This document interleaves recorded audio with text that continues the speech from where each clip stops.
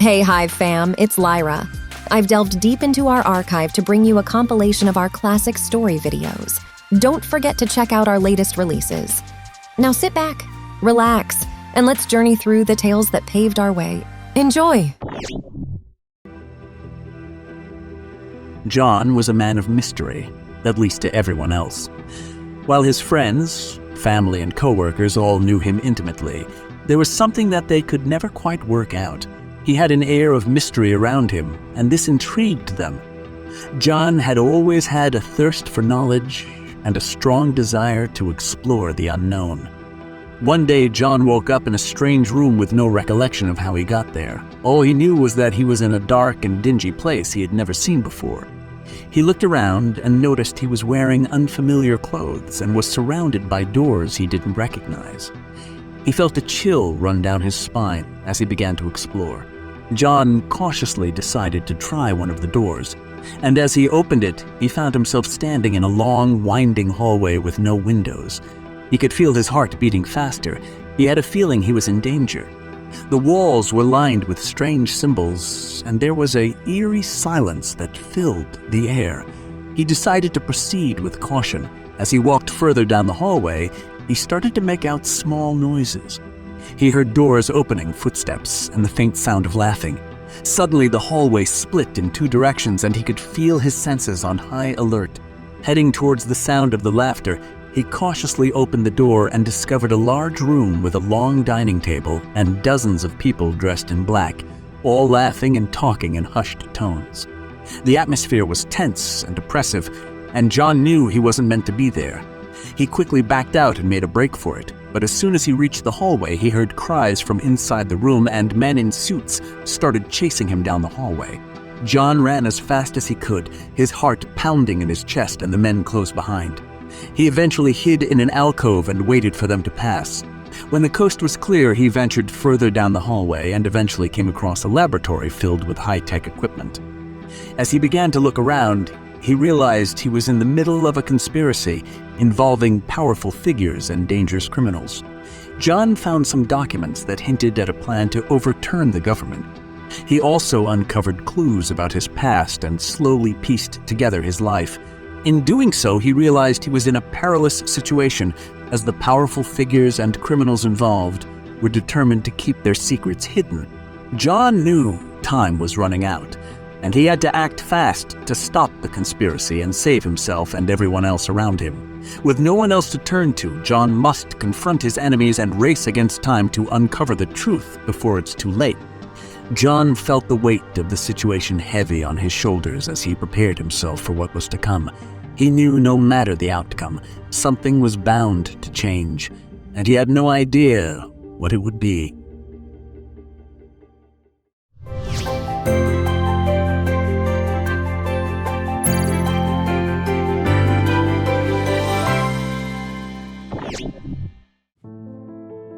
Megan Phillips was a bright and successful businesswoman born and raised in Atlanta, Georgia. She was a force to be reckoned with. Megan was abruptly shaken from her life of success and comfort when she was called home to visit family for an emergency. It had been 7 years since she had last been back to her hometown, and it was the last place she wanted to be. She dreaded the questions friends and family may ask about the choices she'd made since leaving, the choices that kept her from coming back for all those years. She grew worried about the way things had changed and how she would respond to those changes. Most of all, she was scared to confront her past. When she arrived, Megan's anxiousness only grew as she was overwhelmed suddenly with the sights and sounds of home. Everything felt so much smaller and somehow less familiar. When walking the streets, Megan felt like a stranger. People who may have known her name knew nothing of the story that had slowly unfolded since she'd left. While running errands and taking care of her business, the memories she held so tightly to her heart slowly began to slip away. Finally, when Megan thought she was growing more comfortable, her past caught up with her. On a late summer evening, she arrived at the local diner for dinner with an old friend, only to be sharply reminded of why she had stayed away for so long. Sitting in a booth at the far end of the room was the woman who had caused her so much pain. The woman responsible for Megan's sense of abandonment who had made her feel so insignificant and unworthy. Megan sat frozen in place, feeling suddenly breathless. All the fear and pain of the past welled up inside her, and her mind reeled, trying to make sense of the guilt she felt and the urge to stay away. Then, as if on instinct, she pushed herself up and cautiously walked over to the woman's table. "Megan, I heard you were back in town," the woman said, standing to give her a hug initially. Megan felt confused and cautiously kept her distance. But as the woman kept talking, telling Megan all the exciting things that had happened since she'd left, and filling her in on her lifelong friends still in the town, Megan felt her heart warm. Just as Megan had begun to open up, the woman said she had to leave for an appointment and asked Megan to join her for coffee the next morning. Megan bit her lip, considering, but nodded and agreed to meet her. But the woman got up and left without setting a specific time. As Megan drove home that night, she felt a confusing mix of emotions. She was still filled with fear and unresolved pain, but at the same time, she felt a spark of hope as she considered a possible future of reconciliation. The story seemed far from over, and Megan was left feeling joy and sorrow as she reflected on her time in her hometown and the future that lay ahead.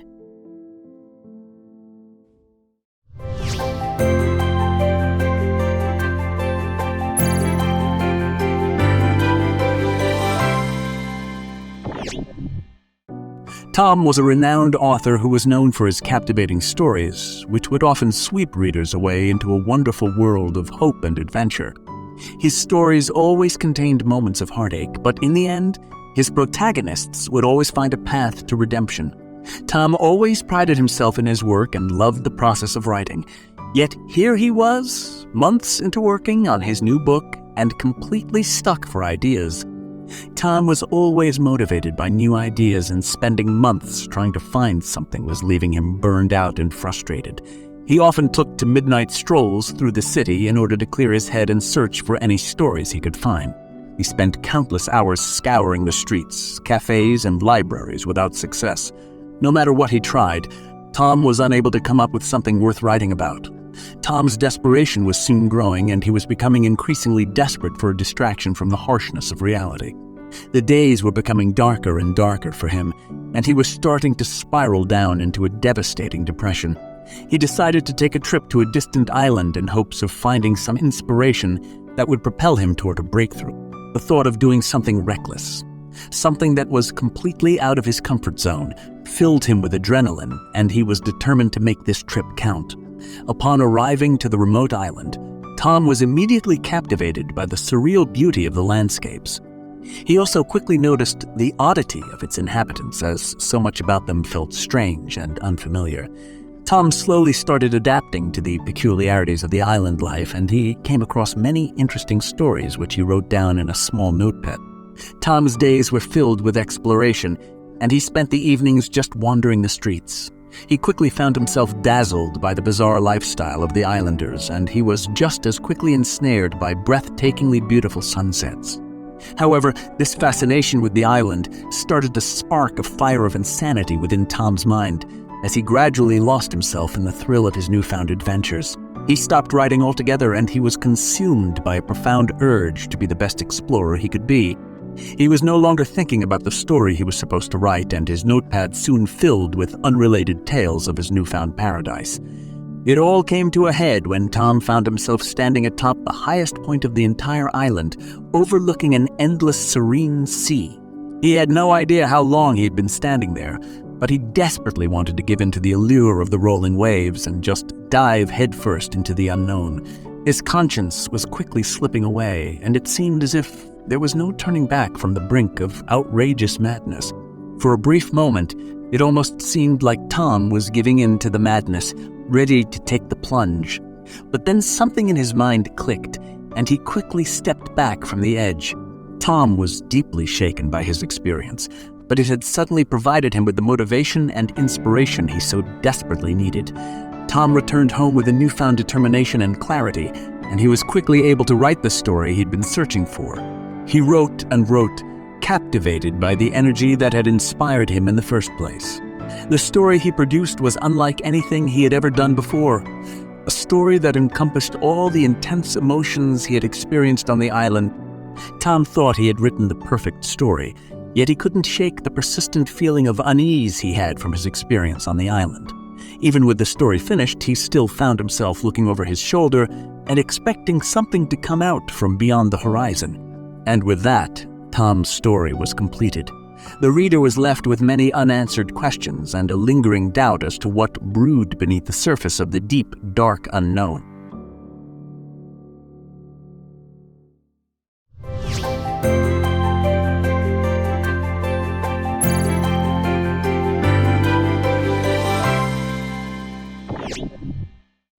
Elise was a shy and often overlooked girl. Her timid personality kept her from standing out in any crowd, which in turn kept her from making friends. But on this particular day, Elise was starting a new school and felt determined to put her best foot forward and try to make some friends. When she stepped foot in the school's doors, Elise's heart raced. She nervously scanned the crowd of students, all lined up in their assigned areas and already chatting with their soon-to-be classmates. Elise quickly noticed everyone here on the first day had someone they knew. She, on the other hand, was completely lost and without a single friendly face in sight. Then she saw a girl standing off to the side, alone and looking just as lost as she did. She was tall and lanky, with bright blue eyes and a head of unruly red hair. She looked even more uncomfortable than Elise, so she decided to officially say hi and take the chance to introduce herself. Making sure to keep her voice from shaking, Elise stepped forward and gestured to the red-headed girl.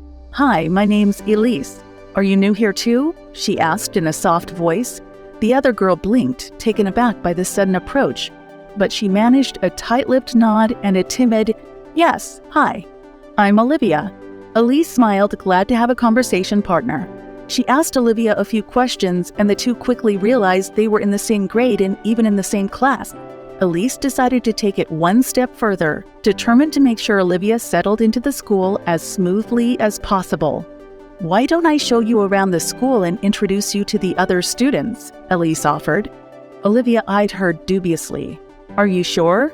"I don't want to be a burden." "No, it's no problem," Elise said, throwing her a reassuring smile. "I already know a few people here and I can introduce you too. Plus, it'll be easier for us to make friends if we're together." Olivia smiled back at her, a genuine grin this time. "Okay, let's do it." For the next hour, Elise introduced Olivia to everyone she knew. Not only did she help her around the school, but she also showed her all the best places to eat lunch, shared her top secret tips to surviving the homework load, and even showed her the drama teacher's secret stash of candy. By the end of the day, Olivia had a handful of friends and had grown confident enough to chat with her classmates on her own. It was a huge confidence boost for Elise as well, making her realize the power of kindness and connection. As the two girls said goodbye for the day, Olivia hugged Elise and thanked her for all her help.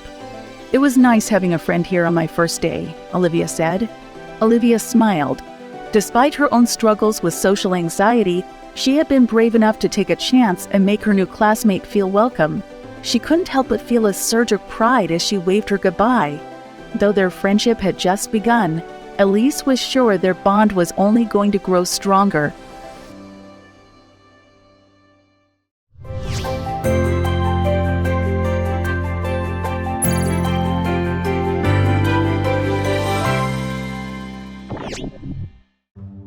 Michael and Alex were the two youngest siblings in the large Sandoval family, always ready with a joke and eager to explore the world around them. Michael was a passionate, outgoing jokester with a heart of gold. Alex was a quiet bookworm with sharp wit and a knack for solving puzzles. Though they had their differences, they were close friends, as well as siblings, and always had each other's backs. The news of their grandfather's death hit them both hard. Neither of them had seen him in years, but his stories of adventure and the mysterious family legacy he left behind always fascinated them. The siblings had always wanted to learn more about their grandfather's past, and now it seemed they were being presented with the perfect opportunity if they were brave enough to take it. One day, the siblings received a letter from their grandfather's lawyer. It contained the details of his will, which revealed that he had left behind a valuable collection of historical artifacts and an old journal that had been in his family for generations. At the same time, the will instructed the siblings to find a series of clues that would lead them to this mysterious collection of objects. At first, neither of them wanted to take on the challenge, but eventually, the prospect of discovering their grandfather's legacy was too tempting to pass up. So, with a newfound sense of determination, the siblings set off in search of the clues. Their first clue was in an abandoned warehouse in the middle of the city. Upon entering the warehouse, they were confronted with the dark and unfamiliar surroundings. As the two ventured deeper into the building, they noticed strange symbols painted on the walls and a faint humming that seemed to follow them wherever they went. After searching for what felt like hours, they finally stumbled upon a safe beneath a stack of old debris. Michael quickly cracked the code using two of their grandfather's favorite memories, while Alex translated the symbols on the walls to confirm they were the right ones. Inside the safe, they found what they were looking for: an old journal full of pages of mysterious clues and descriptions of life in decades past. The siblings were elated, but the search was far from over. With the help of the journal, they traveled all around the city, uncovering clue after clue in both strange and familiar places. Michael's enthusiasm drove them forward, encouraging them to press on and never give up, while Alex's sharp wit and knowledge of their grandfather's life kept them on the right path.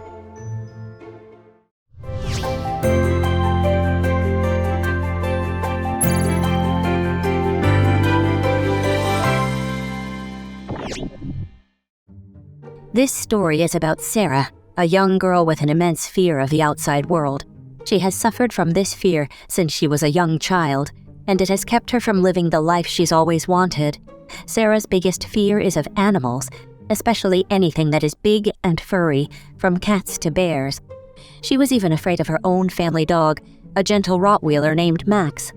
Because of her fear, Sarah spends a lot of time shut away in her bedroom, comforted by the safety of her own four walls. She has a few good friends who she talks to online as well, but she mostly keeps to herself. Sarah's parents were sympathetic to her condition, but they were becoming increasingly worried that she was living in such isolation. One day, Sarah's parents decided to take her out on a hike in the woods, hoping the fresh air and freedom would help her. To her horror, she quickly found herself surrounded by the very objects of her fears: cats, squirrels, birds, and a large bear in the distance. Clinging desperately to her parents, Sarah was overwhelmed by the barrage of unfamiliar noises and smells. Her breathing became shallow, her heart racing in her chest. "Come now, Sarah," her father said reassuringly. "You will be all right. Max is with us, and he will protect you." He grabbed her hand and began to guide her forward, slowly but surely. Sarah did her best to control her fear as she stumbled along, visions of Max jumping up to chase after the animals racing through her mind. They eventually encountered a large raccoon, which approached Sarah and her parents with a curious interest. This was too much for Sarah, and she finally broke down, tears streaming down her face as she desperately dug her feet into the ground, refusing to move any closer. "Sarah," her father said softly, "you must face this fear. You must face this fear. You must be brave and show the animal that you are not afraid." He put his arm around her, and for a moment, Sarah felt a sense of safety, as if she was truly being protected by her father. Taking a deep breath, she finally willed herself to look up and make eye contact with the raccoon. It looked back at her, calmly and curiously, not taking any aggressive action. In that moment, something changed inside Sarah, and she suddenly felt a newfound sense of strength and courage. She was still scared, but she knew that she wasn't alone, and that her father was right. She could do this. With a newfound sense of bravery, Sarah stepped forward and slowly started to pat the raccoon, her fear slowly evaporating with each stroke. When the raccoon slowly began to meander away in search of more food, Sarah felt a sense of pride like never before, and suddenly, the world felt much more open to her. She realized that by facing her fear and embracing her vulnerability, she had taken back control of her life and was now stronger than ever before. As Sarah walked alongside her father, the fear of the outside world slowly fading away, she knew that she had at last conquered her biggest fear, and nothing would ever be the same again.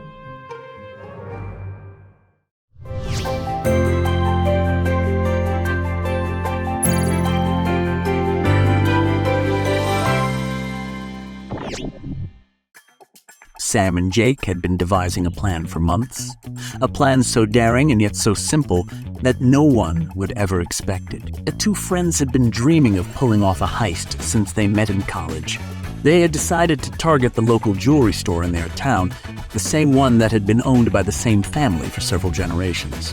For weeks they had been studying the building, the layout of the store, the security systems, and even the routine of the people that worked inside.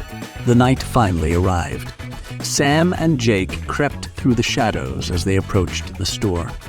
Everything had to be perfect. They both knew that mistakes could be fatal.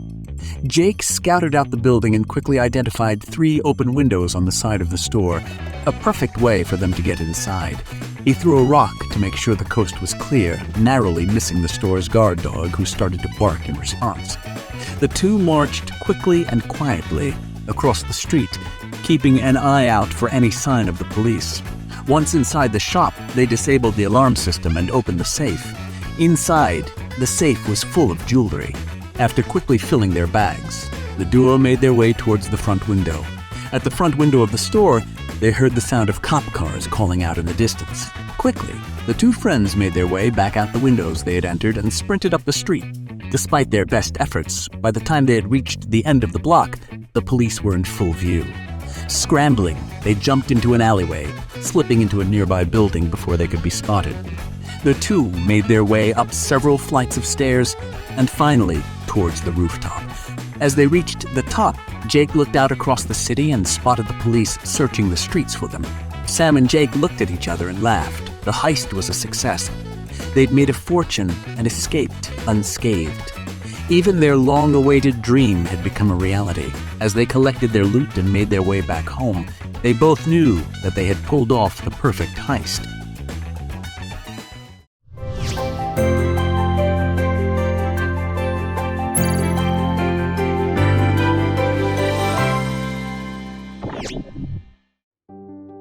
The sun had barely made its way below the horizon when everyone in the small town of El-Mané was making their way home.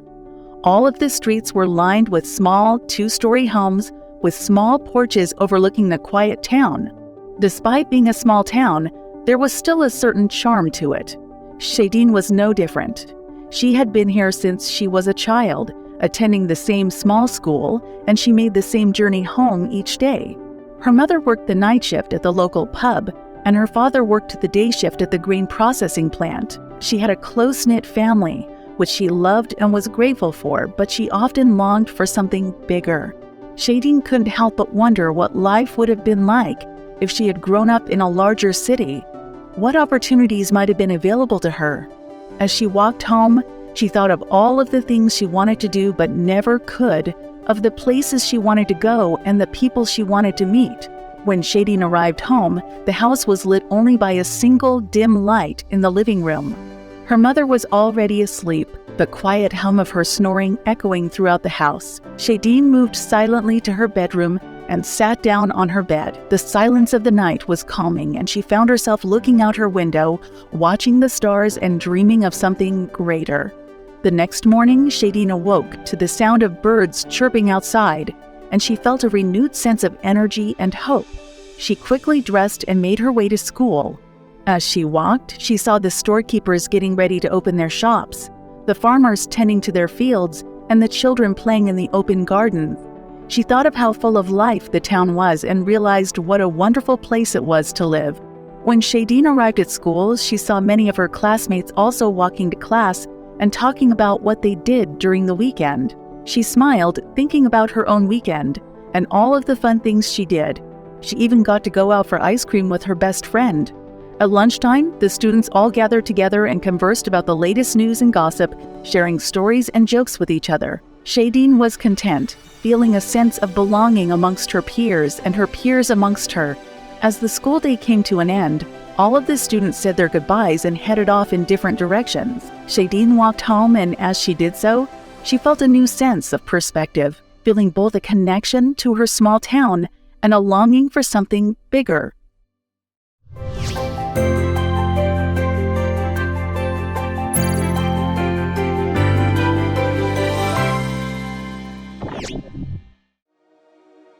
Huddled atop the cracked, graffitied walls of what had once been an expensive estate, Alexander and Alexandra gazed at the miles of darkness that lay ahead of them. The air buzzed with the off-putting chatter of homeless people, desperate for scraps of food. In the distance, a dull red light illuminated the sky, warning of the approaching danger that had become part of life under the dystopian regime. "Do you think it's safe for us to go down there?" Alexandra whispered, fear gripping her voice. Alexander glanced back at her, his green eyes filled with concern. "We have to try," he said firmly. "We can't stay here forever. We have to find out what's happening in the city." Alexander was right. For weeks, they had lived in relative safety in the crumbling estate, but it wasn't enough. They had to find a way to fight back against the regime that had taken control of the city. The pair steeled their nerves and scrambled down the wall, switching between walking and running in order to stay out of sight. They scurried past the beggars and panhandlers, using the darkness of the night sky to their advantage. Eventually, they arrived in what had once been a bustling market square, now nothing more than a shadow of its former self. Alexander's eyes scanned the area for any signs of intelligent life, but there were none. "What do we do now?" Alexandra asked, her voice wavering. Alexander's gaze landed on a distant figure, their slight frame illuminated by the eerie red light. "That looks like a rebel," he said, pointing. "Maybe they can tell us what's going on." Alexander and Alexandra hurried over to the figure, now almost indistinguishable in the dark. The figure's hands were up in surrender, a gesture that showed they meant no harm. "Who are you?" Alexander asked, noting the plain, ragged clothes they wore. "My name is Tasha," the figure replied. "I'm part of the resistance. We've been planning an attack on the government for weeks, but we lack the necessary information and support to make it a success." Alexander and Alexandra glanced at one another, the same idea sparking in their minds. "We can help," they said in unison.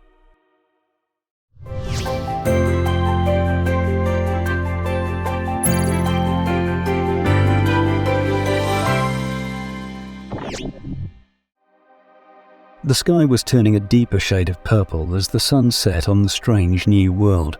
It had been a long journey for Captain Malcolm and his crew. Finally, they had reached a distant colony many light years away from their own galaxy. Malcolm stood on the bridge of the spaceship, watching the horizon as the colony came into view. He thought of how everything had changed since the beginning of their mission. New technology, new discoveries, and perhaps even new enemies. He was proud of what they had accomplished, but he knew that their success had come at a price. The crew of the ship had come far, but they had seen much tragedy along the way. It seemed that wherever they ventured there were more questions than answers. Malcolm and his crew had been sent on a mission to explore the new world, but no one had expected to find such a strange and fascinating place. Technology that was decades beyond what they knew and creatures that seemed almost human. The closer they got to the planet, the more Malcolm tried to make sense of what he was seeing. He had never seen anything like it before. He noticed strange machines in the distance, almost like robots. They seemed to be performing some kind of rituals, a dance of sorts. His first instinct was to stand back and observe, but then he saw something that caught his eye, a small, shining object hovering near one of the robotic figures. It was a piece of technology he had never seen before, and it seemed to be controlling the dancing robots. He sent a few of his crew to investigate. He wanted to know what the strange object was and how it worked. At first, they were scared, but they explored with caution, and eventually they made contact with the robots. It was the robots who explained their purpose to Malcolm and his crew. It turned out the object was a quantum computing device. It was designed to harness the power of quantum physics to take computing capabilities far beyond anything humans had ever seen. The robots had been created to use the device for their own exploration into the universe. They had learned to adapt and to use the resources of their new world to create a unique civilization. Malcolm and his crew had been fortunate enough to witness this amazing discovery. They were in awe of the robot's abilities and were inspired by their courage. They felt privileged to be part of such a groundbreaking scientific venture. When they arrived back on their home planet, Malcolm and his crew shared their story with the world. It was a tale of courage, exploration, and of discovering the mysteries of a strange new world.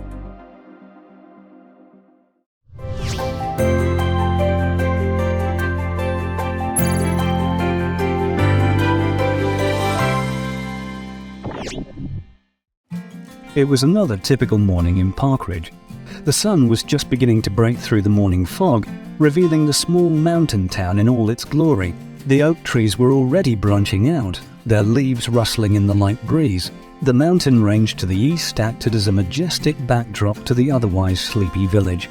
The streets were still quiet at this time, with just a few people out and about, going about their usual routines. Jacob had been out for his morning jog for nearly an hour, and was making his way back down the main street towards his house.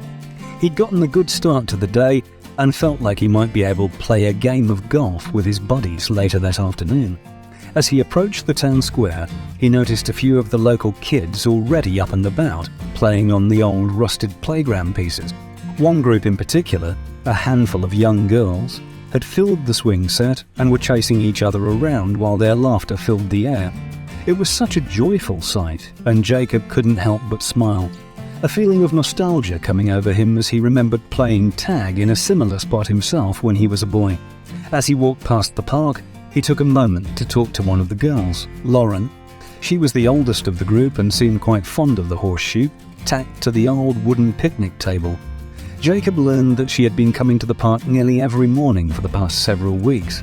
It was her way of starting the day off with a little adventure. It was her little slice of life in Parkridge, and it was something she fondly looked forward to each day. Jacob said his goodbyes and continued home, feeling a sense of satisfaction from his brief detour. His morning refreshment had given him a dose of positive energy, and he was more than ready to get on with the rest of his day. He whistled a happy tune as he rounded the corner and trudged up the driveway of his home. A few moments later, he was in the front hall, taking off his shoes and preparing to start his day.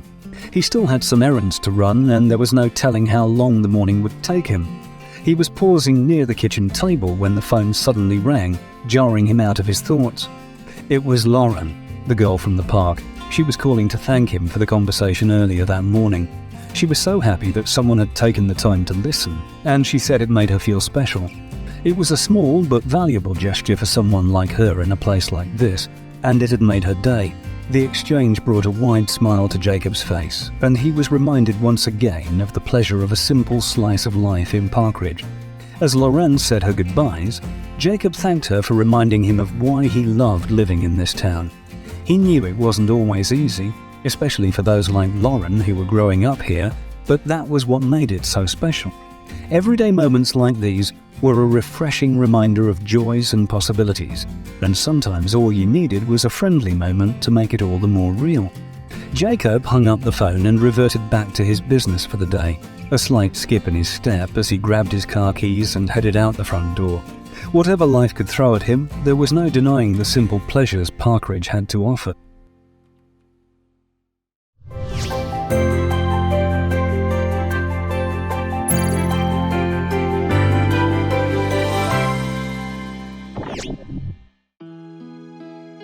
Nina loved her job. She looked forward to getting up each morning and spending her days helping manage the busy office. There was something about the hustle and bustle that made her feel alive, but the one thing she hadn't expected to find was love. She had hardly noticed the new guy when he started. He was just another colleague, nothing special. His name was Jake, and Nina assumed he was just like the others, a bit reserved, slightly awkward, and not particularly interesting. But then something changed. Nina started to notice more of Jake's personality.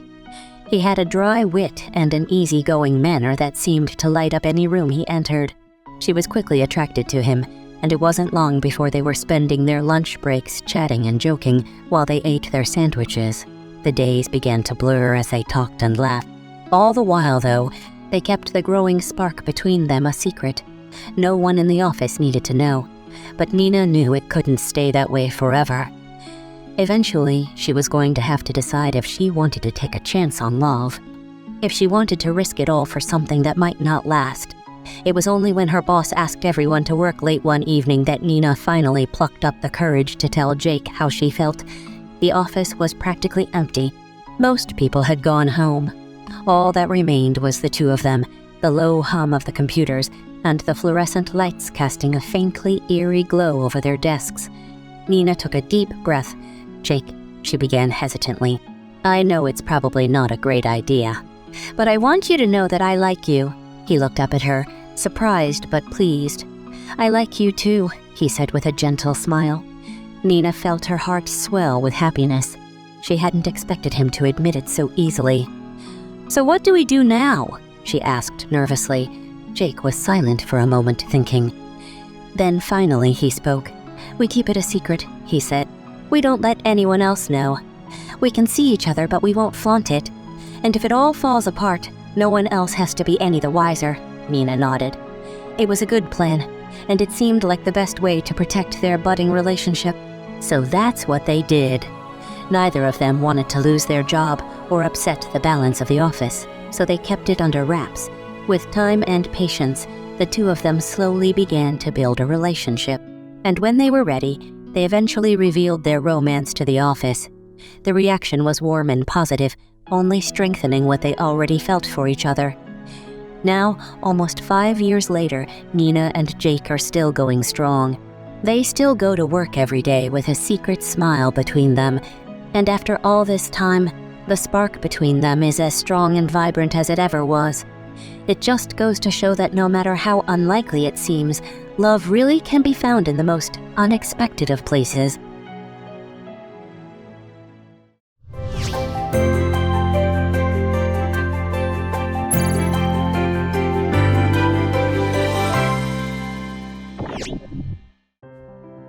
John was just a normal teenager trying to make it through his last year of high school. His only remaining goal on this fateful day was to sneak into the local movie theater, something he had wanted to do for years. Today seemed like the perfect day to try it. Making sure no one was looking, John quickly scurried through the back alley that led directly to the theater's side entrance. He felt a rush of excitement as he neared the door, but prepared himself for disappointment if the entrance was locked. With a sigh of relief, he saw that it was open just enough to squeeze through. John slid into the lobby and glanced cautiously around. He was alone, surrounded by rows and rows and rows of empty seats. It was dark, except for the faint blue glow of the emergency lights that adorned the walls. He inhaled, savoring the smell of salty popcorn in the air. It felt surreal, like a dream he'd been trying to reach for years. John smiled. He had done it. He had done it. He had beaten the odds and was now inside the movie theater. Just as John was about to head for his favorite seat near the front of the theater, he heard a voice behind him. "Hey there," the voice said. John spun around and saw a lanky, middle-aged man standing in the shadows. His face was creased and his clothes were worn, but his eyes were friendly. "What are you doing in here?" the man asked. John hesitated. Should he run or should he try and explain himself? Oh, I was just checking things out," he said, sounding unsure. The man laughed. "I know what you're trying to do," he said. "You're trying to sneak into a movie for free. I used to do the same thing when I was your age." John felt relieved that the man understood. He started to relax. So the man continued. "This theater has been closed for years. The only reason I'm here is because I still come and clean once a week. If you want, I can show you around and maybe even let you watch a movie." John couldn't believe his luck. He nodded and followed the man as he began to show him around the theater. John learned about the projector, the concession stand, the seating area. He felt like a kid in a candy store. Finally, they reached the movie screen. The man motioned for John to take a seat, and he eagerly did so. Then the man left, saying he'd be back in a few minutes. John waited in anticipation for the man's return, and soon he heard the sound of approaching footsteps. The man entered the theater, carrying an ancient-looking projector with an old film canister in tow. As the man set up the projector and clicked it on, John felt like his heart was about to burst from excitement. The film slowly started to roll, and suddenly the room was filled with moving pictures. John was mesmerized. He tried not to miss a single moment, soaking in every detail. When the movie ended, John slowly got up from his seat, still trying to process what he had just experienced. He glanced over at the man and noticed that tears were streaming down his face. "That was beautiful," the man said softly. John nodded in agreement. "Yeah," he said, "it was." The man smiled and reached into his pocket, pulling out a few crumpled bills. "Here," he said, handing them to John. "This is for you, a reward for sneaking into the theater.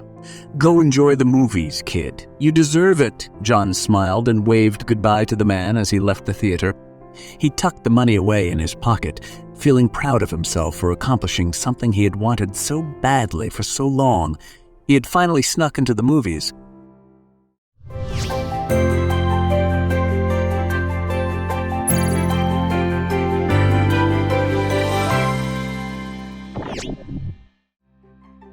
It was a hot summer day, and the sun shone down brightly on the small neighborhood park. Tucked away in the shade of a dozen trees, the park served as a refuge for the locals during the heat of the day. But today was no ordinary day. There was an air of excitement sweeping through the park. It was lemonade stand day. 9-year-old Jenna and her best friend Casey were standing behind a folding table, their homemade lemonade stand proudly displayed in front of them. Smiling brightly, the two young entrepreneurs were dressed in matching blue t-shirts with their slogan "Refreshingly Delicious Lemonade" printed across the front. "Are you ready?" Casey asked, eyes wide and full of excitement. "Ready as I'll ever be," Jenna replied, pushing stray strands of blonde hair back out of her face. The two girls hadn't expected much business on their first day, but they had been wrong. All morning, they had been kept busy pouring glasses of their delicious homemade lemonade for a stream of thirsty customers. Everyone from young children with their parents in tow to the elderly couple walking their dog had enjoyed a refreshing glass of their handcrafted beverage. It wasn't long before the two young girls had made enough money to buy more materials for their next batch of lemonade. Jingling the coins in her pocket, Casey declared, "Let's go stock up."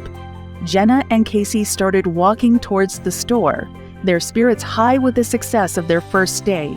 They had barely gone a few steps when they heard a voice call out to them. "Hey there, can I get a glass of your lemonade?" The two girls turned to see a middle-aged woman walking towards them, her cheeks rosy from the warm sun. Jenna smiled at her and holding up her glass of lemonade. She replied, "Sure thing. Would you like a regular or an extra-large glass?" The woman answered that she would love a regular glass, and Casey quickly poured her a cup. Once it was filled, Jenna handed it to her, and the woman said, "For two hard-working entrepreneurs such as yourselves, I insist on paying. Here, let me get this for you." Once she had paid for her drink, the woman smiled at the two girls and said, "Tell you what, you keep the change, and if you ever need a place to sell your lemonade, my yard is available. I'm sure my neighbor over there would love a nice cold glass too. Just come around anytime, my door is always open." Before they could even thank her, the woman had gone, leaving behind a few coins and a newfound sense of optimism. Jenna and Casey continued on their way, feeling proud of their accomplishment and excited for the future of their lemonade stand.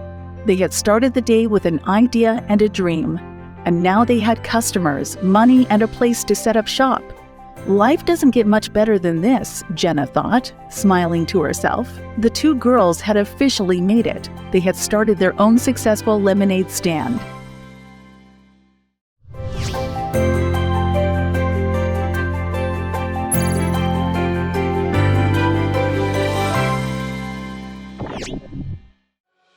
It was the hottest day of the summer, and Marcus frowned as sweat dripped from his forehead and matted his hair.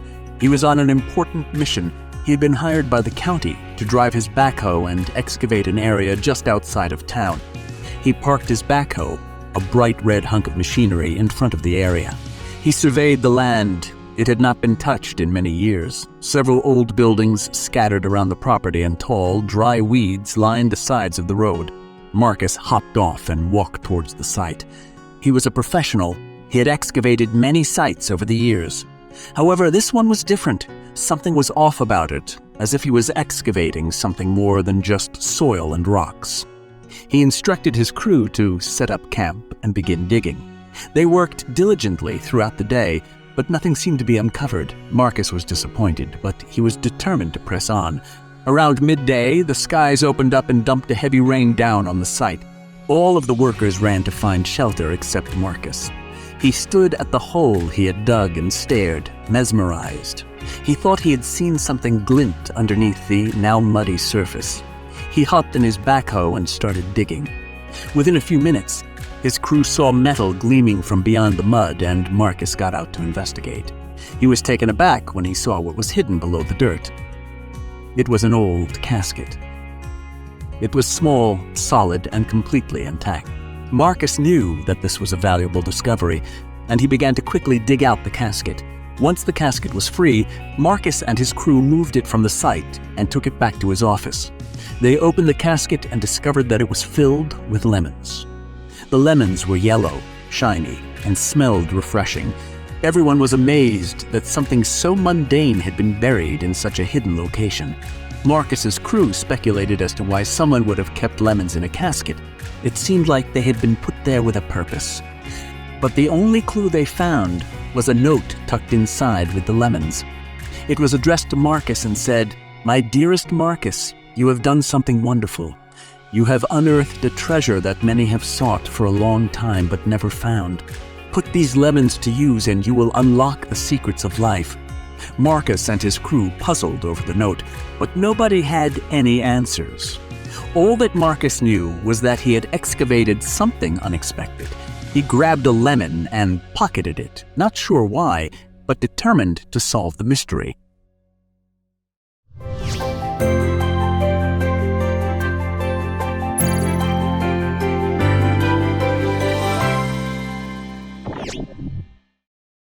Once upon a time in a small village, there lived two children, Anna and Lola. Both of them were only 8 years old, yet they were the best of friends and did everything together. One day, Anna and Lola decided to go explore the nearby forest. The two children ran excitedly from the village, hand in hand.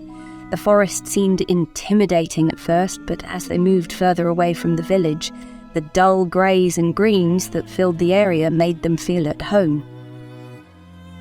They explored the surrounding area and could not believe the vastness of the forest. They heard the birds chirping and saw some other small critters run between the trees and bushes. As they were exploring, they spotted a little rabbit resting in one of the nearby shrubs. It was lying calmly, with its soft fur glowing in the afternoon sun. The two girls were beyond excited, and both were trying to come up with ways of how to approach the little creature. "Let's go say hi," said Lola, with a bright, cheeky grin spreading across her face. "Yes," Anna agreed, beaming with enthusiasm. The two slowly made their way towards the rabbit, careful to not make any sudden movements. As they got closer, the rabbit slowly hopped away. The girls realized that the rabbit was scared, so they chose to back away and sit in a comfortable spot in the near vicinity and wait for the rabbit to come back. After some time, the rabbit slowly made its way back towards the girls, and the two were overjoyed. They fed the rabbit some of their snacks voluntarily brought from home. This made the rabbit feel safe, and soon the little critter hopped happily onto Anna's lap, mesmerized by the girl's gentle, kind gestures. Lola giggled. "It looks like you've made a new friend." After some time of quietly enjoying the rabbit's company, the two children realized that it was getting dark and they had to get back home if they did not want their parents to worry. Anna reluctantly lifted the little rabbit off of her lap and gently set it back onto the ground. As soon as the girls began to walk back towards their village, Anna looked back to find the rabbit hopping along the same path, following them back. The two girls beamed, having even made one more companion for their adventures. The rabbit followed them all the way back to the village, hopping excitedly around Anna and Lola as they made their way back home. They said their goodbyes and promised to come back and visit the little rabbit the following day. When the two girls returned back home, their parents were overwhelmed to see them come back safe and sound. Anna and Lola's parents were also amazed to know that their daughters had witnessed such a heartwarming scene in the forest. The two would often go back to the forest to visit their new friend, and the rabbit was always overjoyed to see them. This story eventually became a well-known tale among the village as one of the most wholesome friendships any of them had seen. The two girls had made a friend of an animal, and this heartwarming story was something that resonated in their hearts forever.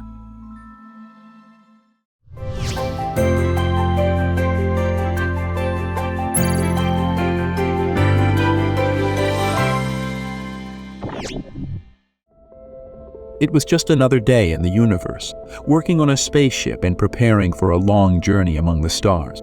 The captain, a proud and wise man, had assembled his crew and took off from Earth to explore the depths of space. The crew of the ship was lifted off Earth and quietly coasted through the vacuum of deep space. Everyone was in awe of the starry expanse, but the crew was not without their mundane tasks. There was a never-ending series of minor repairs and tweaks to be done before they reached their destination, so they all stayed busy. The chief engineer on the team, Jim, checked the readings on the engine dashboard. Everything seemed to be going according to plan. He gave a satisfied nod and then headed off to the engine room. When he arrived, he was taken aback by the amount of work that still needed to be done. The spaceship's engines had been fine-tuned for this mission, but for one last bit of polish, Jim had to crack open some pipes and connect the wires. This, he muttered to himself, is going to take some hard work. The hours flew by as Jim worked non-stop. But the chief engineer had persistence and vision, and in time, the engine finally came together. When the last bolt was tightened, Jim looked up and saw a happy smile on the captain's face. "Well done, Jim," the captain said. "You got the job done right on time." Jim thanked him and looked around the engine room at his hard work. His back was sore and his hands were battered and bruised, but the pride he felt for his accomplishment was well worth it. In the days that followed, the crew made their way to their destination and explored the distant corners of the galaxy. With the chief engineer overseeing the engine, everything was kept ticking and running smoothly, allowing the captain and his crew to focus on the adventures at hand. The journey took them to wondrous places and gave them a deeper appreciation for the universe and everything that was within it. As the ship followed its course, the chief engineer spoke with the captain day after day, sharing jokes, stories, and lessons learned throughout their journey. Eventually, the ship was back in Earth's orbit and the mission was a success. The crew all gathered in the engine room, smiling and congratulating Jim on all his hard work. On that day, one man's persistence had put them on this wild and unknown journey, and his spirit was a reminder of what dedication and perseverance could do. They all shook hands and shared a few more stories and jokes, understanding they'd be forever changed by this shared experience and closer than ever before. After bidding farewell, the crew of the spaceship dispersed and each resumed their own lives, eager to explore the galaxy once again.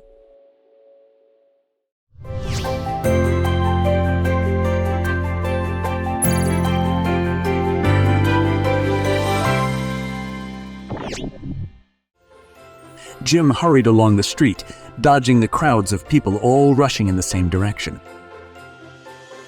The chilly winter wind whipped through the city, carrying with it a flurry of festive cheer and Christmas music. Jim had been scouring the shops for days, but still had yet to find the perfect gift for his wife, Nora. He had been agonizing over what to get her that would make her as happy as she had made him. After all, she was his partner, soulmate, and best friend. He had already checked the jewelry stores and was getting desperate. Just as he began to lose all hope, he spotted a quaint little shop tucked away in a corner of the square. An old wooden sign hung above the door that read, "A gift for all seasons." Nervously, he entered the store. A cheerful bell tinkled as he stepped inside and was greeted by a kindly-looking old woman seated in a rocking chair. She gave Jim a warm smile. "I have just what you're looking for." The woman told Jim that her store stocked unique and one-of-a-kind gifts from all over the world. He eagerly began browsing. After a few minutes, he found the perfect thing. A beautiful wooden music box with a carving of a mountain scene and tinkling bells for its melody. He was so relieved to have finally found something he knew Nora would adore. He thanked the old woman and headed back to his car, clutching his purchase close. As he drove home, he couldn't help but be filled with anticipation. He couldn't wait to see Nora's face when she opened her gift and heard the music of the box. When he finally made it home, he left the music box carefully wrapped beneath the Christmas tree, alongside all the other presents. After a few anxious hours, it was finally Christmas morning. Nora opened her gift last. The moment she opened the box, a look of wonder crossed her face. She gazed at the beautiful wooden music box, then wound it and listened to its beautiful melody. When it was finished, she looked up and hugged Jim, tears streaming down her face. "This is the most wonderful gift I've ever received," she said. "I'll keep this forever." Jim smiled as he realized that he had found the perfect gift for his wife, and it really had been worth every bit of searching. That Christmas, Nora proved to him that the best gifts are the ones that come from the heart.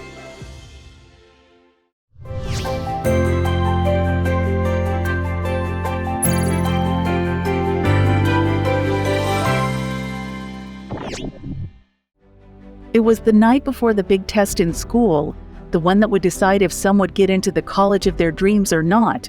Some of the students had studied for weeks and locked themselves in their rooms, memorizing every fact and statistic for the test. Others had opted to trust their gut and not review any material. Everyone was anxious.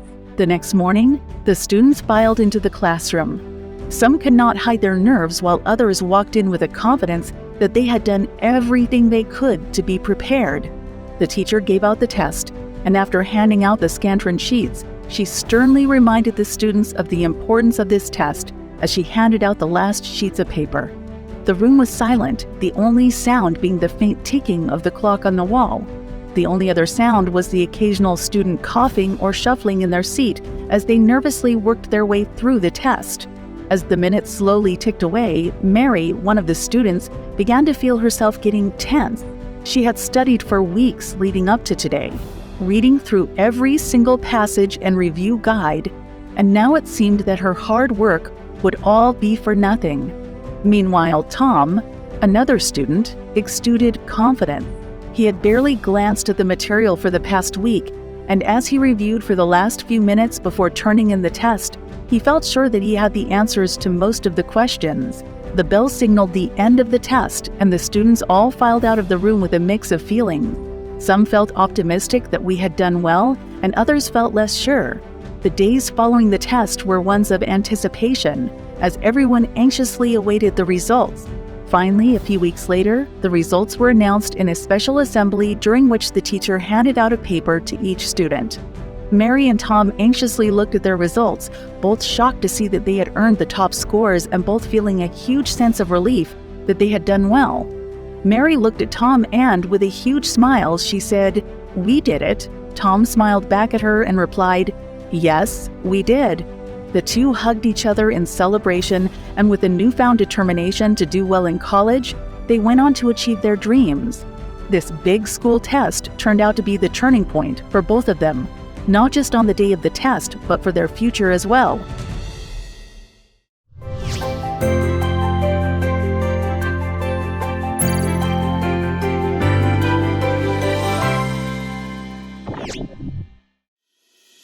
It was a clear day in mid-June, and downtown Glendale was at peak hustle and bustle as usual.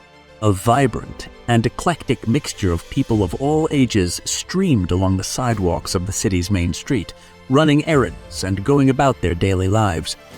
All of the city's residents bustled around, going about their routines, completely unaware that they were riding ever closer to a terrifying disaster. Tom, Sam, and Lisa, a group of lifelong friends, were out jogging that morning down the main street. All three had grown up in Glendale, and they each knew the city like the back of their hands. They had become almost like family to each other, which had made them even closer over the years. As the trio rounded the corner, a sudden sound pierced the air, the unmistakable sound of gunfire. People began to scream and duck for cover as Tom, Sam, and Lisa began to run in the opposite direction. Sam was the first to stop, looking back at the source of the sound. "It's coming from the bank," he said. Tom and Lisa quickly joined him, and together they saw the unmistakable scene unfolding in front of them. A group of armed men were storming the bank, taking hostages and demanding that the city's leaders give in to their demands. The three friends looked at each other and knew what each was thinking. It was time to take a stand. Tom and Lisa quickly ran back to their homes and returned with their guns. Meanwhile, Sam quickly called the police and any other contacts he had, letting them know what was happening downtown. Armed and ready, the trio set off, sprinting toward the bank. Upon arriving, they quickly assessed the situation. The bad guys had 6 hostages and had threatened to kill them if their demands weren't met. Desperately, the 3 friends hatched a plan.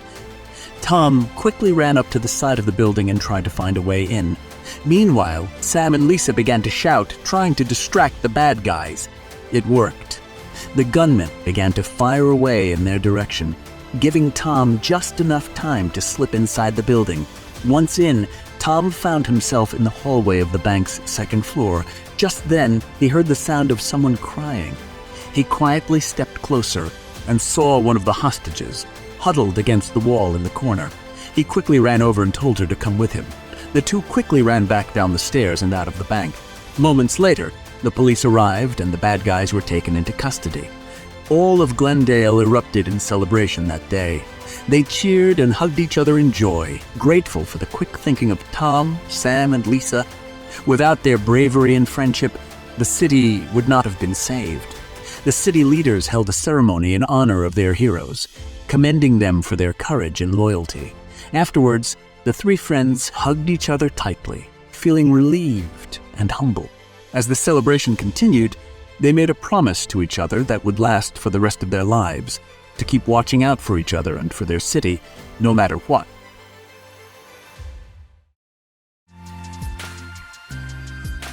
Did you see all my messages? I hope to see you soon in the Hive.